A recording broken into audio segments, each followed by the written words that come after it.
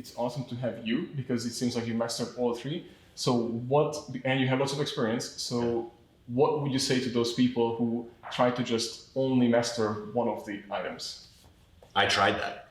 And it didn't work. Okay. I was just a biomechanics guy. I was just a nerd for body mechanics and movement and exercise. And it was very frustrating. The body is very complex. It's comprised of different systems. So why would you only want to pay attention to one of those systems and ignore the rest?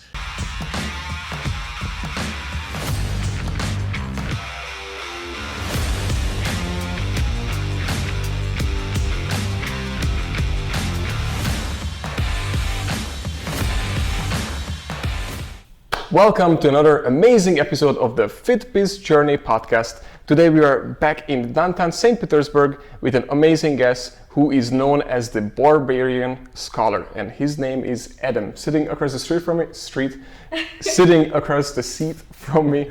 And I'm super excited because I have Parita back, I have Lizzie next to me, and again, the Barbarian Scholar. And the reason I'm really excited because he's very well known in the industry. And if you have crazy nicknames like also as the Gandalf of Gains. There we go, Gandalf of Gains. So Adam, first of all, where did you get these nicknames from and who makes them most importantly? You know, I'm not responsible for any of these nicknames. These are things that people have just kind of, I guess, been calling me based off my character and kind of my wacky approach to exercise and everything. A Barbarian Scholar is something I've been called since high school, just with the approach to like the mind and the exercise, you know, the intensity of the barbarian, but the kind of cerebral approach of the scholar. So I think that's where it comes from. That's awesome. These are, by the way, good nicknames that I wish I had in high school. I had some loser ones. I mean, compared to yours, mine is like nothing. But I'm super excited, by the way. Thank you so much, for coming out. Well, thank you for having me here.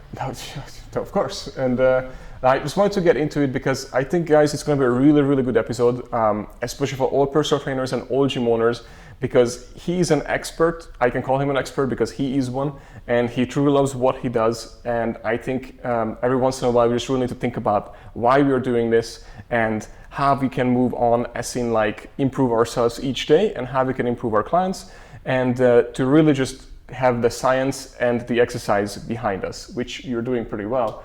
And I just wanted to start out with, like, how did you even get started in the industry? So honestly, I got involved in the industry by accident. It was kind of like I was so fascinated with learning about the body and training myself, and it was my passion from an early age. I mean, starting freshman in high school, with the internet just coming out, I'm reading everything that I could possibly get my hands on and learning. And I ended up hooking up with a mentor just so that I could learn more. And then one day, someone that I was talking to at a gym said, "You know all this stuff and you're not training anyone? I will give you clients because you'll be able to take better care of them than I would, because you know, I think more about this than I do." And I had never trained anybody up until this point in time. But I had just gotten my skill set, and that's kind of like my foundation, is improving your skill set to the point where you can, handle working with people rather than trying to like figure out ways to bring people in. If you know what you're doing, you're gonna have plenty of people to work with. Exactly. And that's kind of just what happened. I just had some good mentors along the way, people that really taught me a lot, and just being really hungry for knowledge to improve my skill set and just constantly push myself ahead. And before I knew it, I was getting pretty busy. That's awesome. And how long ago was that, by the way? Oh, I was in my early 20s, so like 10 years ago. Wow. So you've been in the industry for quite a while. Yeah. And the nicknames already started a long time ago. Yeah, absolutely. And it just got better and better and better. I think so. Yeah. What would you say that what was the hardest part of your career as you started out? It sounds like the start was the easiest part, if I'm correct. But what do you think? Yeah. What would be your hardest part so far? Well, I think that saying that the start was easy, like starting was easy, but getting to the point where I was able to start, I had already been trying to learn the science of exercise for 10 years without training anyone. with just trying to build up my expertise to know about the body. So I think the hardest part is being willing to put the time in to become an expert rather than just trying to like jump in. Exactly. You know, you're gonna have to put some time in. I'm so happy you say that, because just to give you an example to you guys as well, I talk about this all the time, but you know, entrepreneurship now is the next hot thing. Like back in the day it was getting a tattoo. So, and even being a trainer too. Yeah. Because you can become, cool. Yeah, exactly. It's cool. It's easy technically to become one because you can go on Groupon and get a certification and then say, oh, I'm a trainer now. And then look at my Instagram following and now let's sell some sessions or whatever, you know. Sure. So, but you did it completely backwards, the right way, obviously. It was right for me. Exactly. And because like entrepreneurship, they can just jump in and start doing whatever they're doing without doing the research first. So leading to up to this 10 years and then take clients is the complete reverse of what most people do in the industry. And guys, if you're listening, then obviously that's worthy to note that you shouldn't just jump in and make tons of money up front for something that you not have knowledge about. Probably a little irresponsible if you're doing that, yeah. Exactly. So I'm super excited. So let's say you started, so you have already learned and start learning about the knowledge. I mean, you claiming the knowledge from mentors, books, I assume, internet, and all this. And then, so did you end up marketing yourself, or you basically had people, referrals mainly, and then people that you work with? I mean, I never started to do any kind of marketing until just the last couple of years. It was all just, you know, word of mouth from the industry, from people in the community. You know, your quality of your work speaks for itself for the most part. And I like to say that because when you do something great and you become basically number one in your KPI, well, you can become a KPI, key persons of influence, by your work, then everybody else follows as well. So, as in you mentioned, so the past 2 years you did start advertising, but I assume because now you, what do you call it, branching off on your own? Right. Or is that the reason? Yeah, I want to branch off on my own. I want to be able to I want to be able to reach a larger base of people, and that's something that I can't do if I'm only working one-on-one. You know, there's just only so many hours in a day, right? Yeah. So most of the trainers that have been at it for a while get to the point, you know, if they're good, they can get to the point where they can fill their books up, and then you're working with, I don't know, 30, 40, 50 people in a week. But then that's it. And there's like how many billion people on the planet? So I just started to get into the marketing so I could push more of like the educational side of things and reach more people via social media, just because I really feel like I have a message that's kind of important for people to get exposed to. This will definitely help the podcast to put it out there. Cool. Yeah. Great. And we have about 5,000 people downloaded per episode. So this will definitely help. And thank you guys for that, by the way. Yes, thank you. Yeah. But I wanted to get back real quick to that, the advertising and branching off of your own. So real quick, before all the people thinking that I need to branch off right away, you did put in at 10 years basically, right? Or even more now at this point, right? Yeah, with the absolutely. education and everything. Yeah. Before you decided that, okay, now I can do this, and you have tons of experience working with clients. And then, by the way, what you are saying is what I went through, the thought process exactly. So I'm so happy that you're here. Cool. Because back in the day when I used to train clients, I 100% felt the same way. So I had so many clients every day that I have trained, and then I felt like that, man, that's it, I maxed out. So what's next? And then that's how I was thinking that now I was focusing on getting more and more people in, but I mean coaches that we have now. And then basically I can focus on reaching more people. So what would be the next steps for you? Next steps, so right now I'm just putting out like little pieces of content. So I'd like to develop my own course, like an instructional course, so I can teach for people to come to me to learn my method.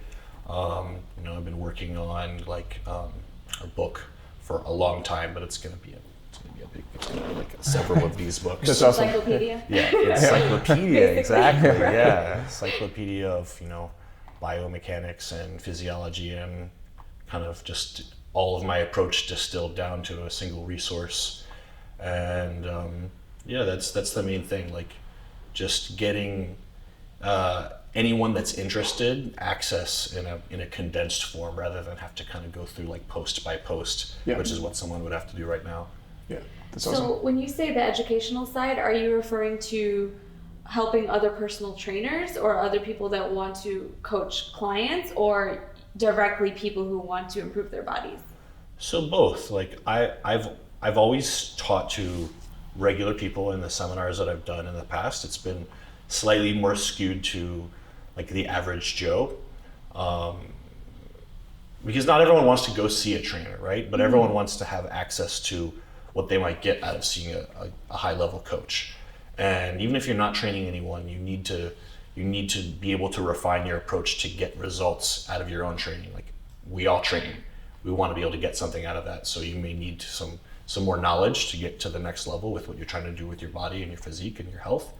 But also to trainers as well, because I feel like the training industry is like, it's kind of sadly undereducated, and everyone's going for more of like learn more about marketing and learn more about social media rather than learn how to get results and learn how to tailor your approach so that people will just come to you rather than you having to kind of like beat down the door to find new people. So yeah, I'd like to do both, really. Yes, that's awesome. I'm glad to hear that too, because that's how we grew too. The completely inner studios back in the day, that was all about results. And that's the best way, to grow, when you can actually show and guarantee either results or say that I'm going to get you whatever it is, whatever it takes, or I give you your money back. Yeah. Which we try to push for, and we actually push for at our studio still today. Even that we have even complete green beans, and sometimes that they hire, and of course they go through the education though. So we are very heavy on the education, and that's why I wanted to have you on board. That how important education is, to you. And then, are you thinking on building a team as well, or it's right now it's going to be just you? No, I'd like to build a team. I have some really knowledgeable guys that are kind of in my world in the Tampa Bay area that I'd like to be able to scale to the point where I can bring them on or steal them from wherever they're at right now. Yeah, that's a good point. Because these people, A players I call them, they usually are not looking for a job. They are, even if they do, then only for 5 minutes somebody will snatch them up. Exactly, yeah. So yeah, but they are attracted to people like you, so that's a good thing. I like the way that you're going. And guys, just to summarize it a little bit, that you first got the knowledge, you got the know-how, he got everything that he needs, and now he's branching out. And even as he's branching out, he's not so worried about the forest, the marketing and everything, which is important, but he's not worried about as much because he's establishing his actual following and why he's good at what he's doing.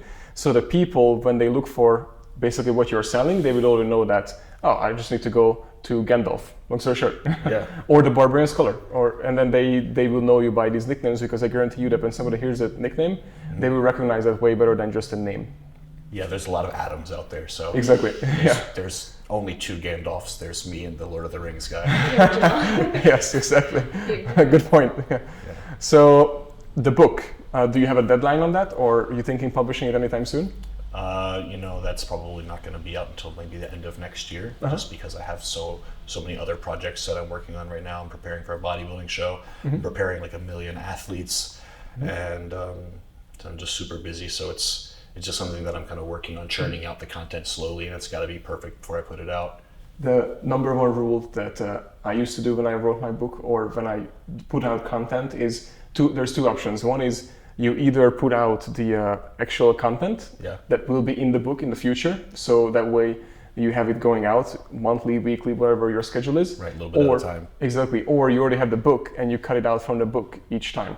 So that way you never double work. Does that make sense? That makes a lot of sense. Yeah, so that's what I did. So if I wanted to write a book, then for the next year, each month, I'm writing these articles and to magazines, to whatever online, and then those will be my basically book chapters. And people won't even know that unless they bought the book and they read all my articles, which is almost impossible. It's rare. Yeah, and then you have double content too. So exactly. That's great. Yeah. I'll have to use that. Yeah, so it's just a good, awesome thing. Want to say something? Yeah, I have a question on the education side. So say you have someone who's really interested in fitness and exercise and they want to help people live and breathe their healthiest lives.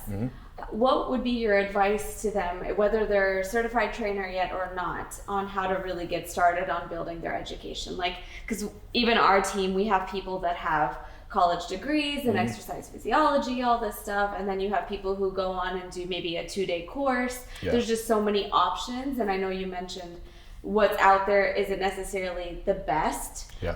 So what would you say to them? That's really easy, actually. So all that stuff, in my opinion, just because I've worked with people that have taken every certification, had degrees and master's degrees, or they were physical therapists, and I feel like it leaves you so unprepared. Sure. Like you're not really ready to understand individualizing to a human's body and their innate anatomy and structure. So until I release my course, the advice is take RTS, resistance training specialist, go fly out, see Tom Purvis. He is the expert of biomechanics and human movement. He's the top player in the entire industry. I was lucky to learn from him almost 10 years ago, and I don't think there's anyone better on the planet. That's awesome. Glad to hear that. And that's what you recommend to everybody, right? If you want to learn the body, go see Tom. That's awesome. So who is your number one client right now? That not meaning like, oh, I love this person, meaning like that you love to work with as not necessarily a person, just as the body type or results or goals. Like in terms of like an avatar client? Yeah, for example. Yeah. So I would say that they fall into like two categories, competitor and non-competitor. So like generally the person that I like to work with is someone that has exercised for a long time, probably someone that's exercised even for more than 10 years, and they've been either frustrated because they're not getting any progress, because despite no matter how hard they work, they're not getting anything out of it, or they're frustrated because something they've done in the past has led them to be injured, and they can't do the things the way they used to do them before because it hurts, and they only know one way. It's like the old school way, and old school is no longer working. It used to work, and that's what I always say. Old school works until it doesn't, usually because you're broken by doing an old school. Exactly. So my ideal client is someone that's just frustrated because they don't understand why hard work doesn't work. And that's the person that needs the scientific approach. Yes. And do you also do nutrition to everything with them, coach them through? Absolutely. So it's training, which is periodization, because I believe that there's a lot of different types of training that should be done at different times in the year to prepare your body fully for anything. There's nutrition, and the nutrition should always match the type of training plan that you're following. And then there's the mindset. There's like the mental aspect of things. If your beliefs about what the body is capable of aren't really necessarily accurate, it's going to be really limiting. Like people have a lot of self-limiting beliefs, especially people that have had long plateaus, or they've had bad injuries and they're kind of trapped in like a pain cycle with like, their shoulders or their back, and they become frustrated. You're mentally stuck at that point. So kind of helping someone change their thought process about their bodies is so critical to my approach. So you shouldn't call yourself a personal trainer, which I don't think you do actually. But you 100% you're a coach technically. Yes. Because you do all the aspects. Because with just exercise wouldn't work, just nutrition wouldn't work, and just mindset wouldn't work either. However, each get you to some parts, but you need all three. They have to be integrated. It's very holistic. Absolutely. Yeah. So you wouldn't call yourself almost like, because some people, I have met so many people who are huge about nutrition. I have met so many people who are huge about the mindset, and I have had so many people huge about just the exercise only.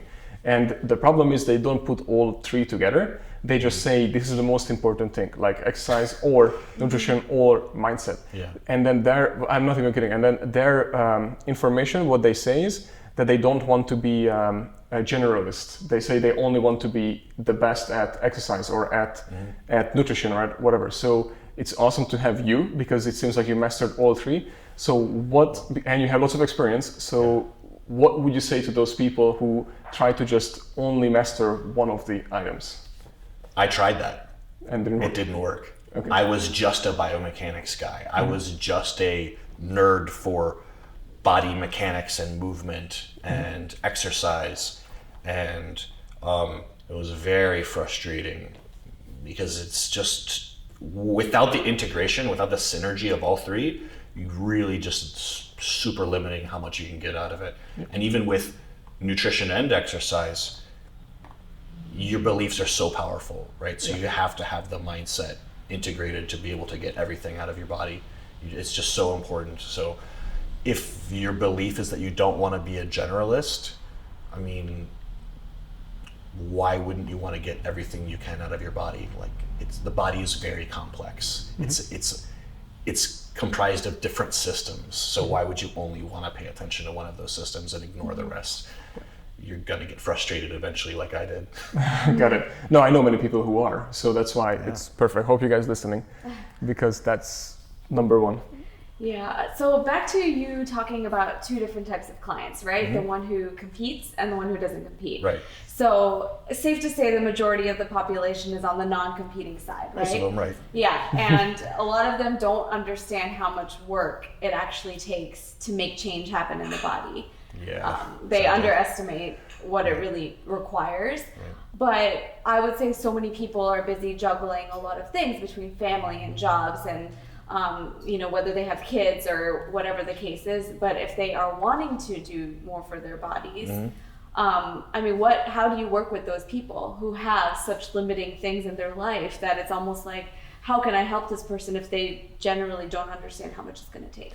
Well, that's why it's so important to integrate all the different aspects and not just think diet's the key and then you're just starving yourself, but you're not thinking about things the right way and you're not exercising properly, or you're spending all the free time that you have in the gym, but you're not really optimizing your nutrition. And two, that's why education is so important, and that's why I'm trying to develop a broader educational platform, is because we can make the process much more efficient than the way that most people are doing it. Yeah.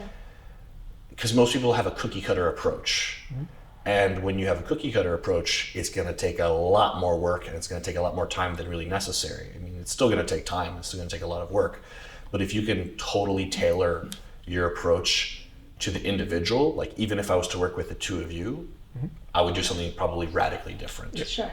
And so kind of having the idea that what works for someone that you know or someone that you saw on Instagram is probably not going to work for you, and that you have to do it in a way that's going to take a little bit of time to figure out this proper method. But once you figure it out, it's going to work much better. Like, that's really important. Yeah. Yep. I'm glad you said that, because most people do the cookie cutter diets, including nutritionists, including so many. But true. Yeah, unfortunately, so many times I hear that. I meet people that, oh, here's your customized plan, and then it's a copy.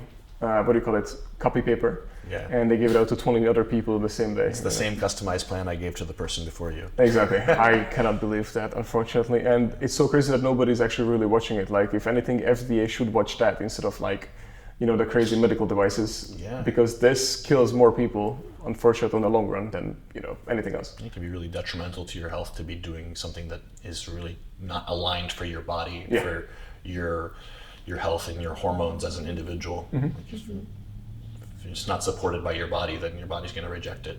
So what would you tell the people who want to be in your shoes? So let's say someone who really want to understand the body, not for themselves, but to able to coach people like you are. And let's say they have mastered one or the other. Let's say they have mastered nutrition, or they mastered the working out, or they mastered the mindset. What would you tell them? What's the next steps for them? So this is something that's kind of hard to teach, but it's the foundation of what got me from where I was 10 years ago to where I am now. And that's,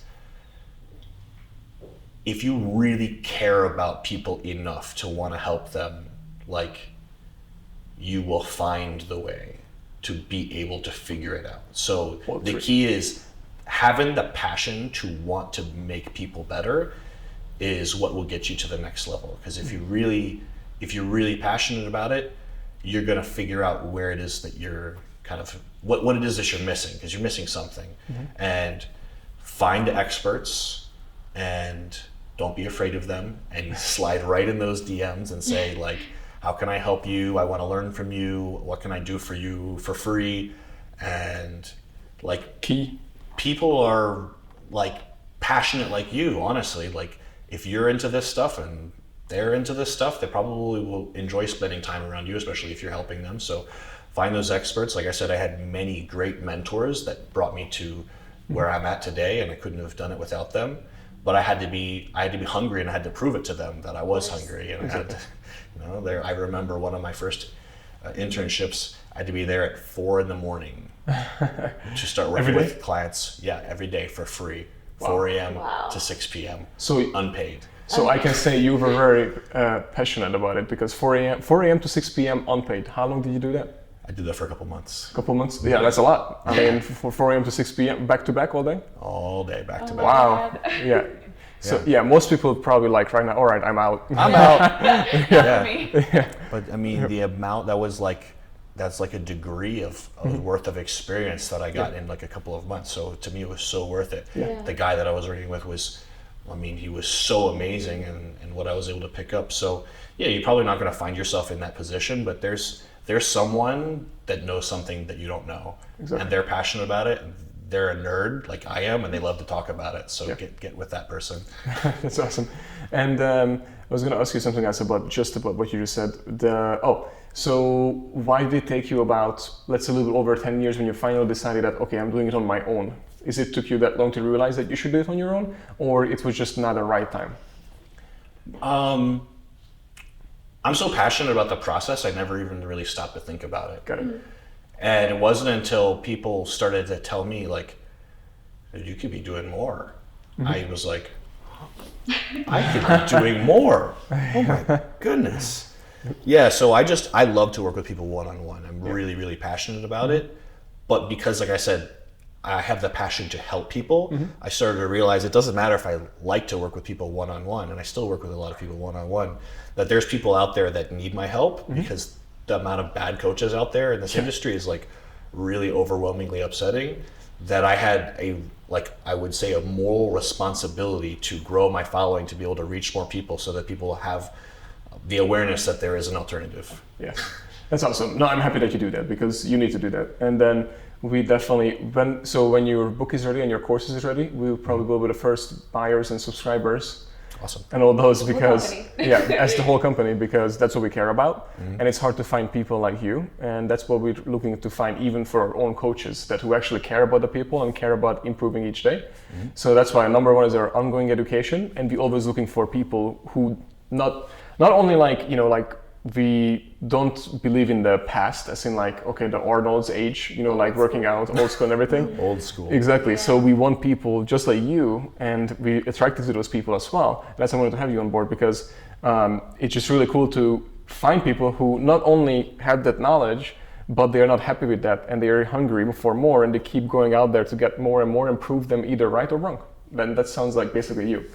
So where could people actually find you right now? So if you want to find me, best place is on Instagram. That's where I publish everything. It's Barbarian Scholar, and just look for me on there. I post all the time. Regularly. Okay, awesome. And then anything else you want to give away to or tell what to do, any of the trainers or anything besides finding you? Anything whatsoever? I guess I want to say that everyone's body is different. And so just understand that learning the body is going to take some time, but it's going to be worth it. That's great. Thank you so much. And thank you so much for coming on board. This was amazing. And I really think that not only for you this will be useful, it will be useful for anybody who have watched and shared it with somebody else. And guys, please share this episode because this is something that could ultimately actually help the industry to not get into that all right, beat down on the price and everybody just competes about the price. This would allow us to compete who charges more, but for the better value because you're actually giving away a real value to people that they should pay for. Yeah, absolutely. Yeah. Thank you so much. Yeah. Thanks, man. Thank you. Good being here. Appreciate it. Yeah. Yes, thank you so much.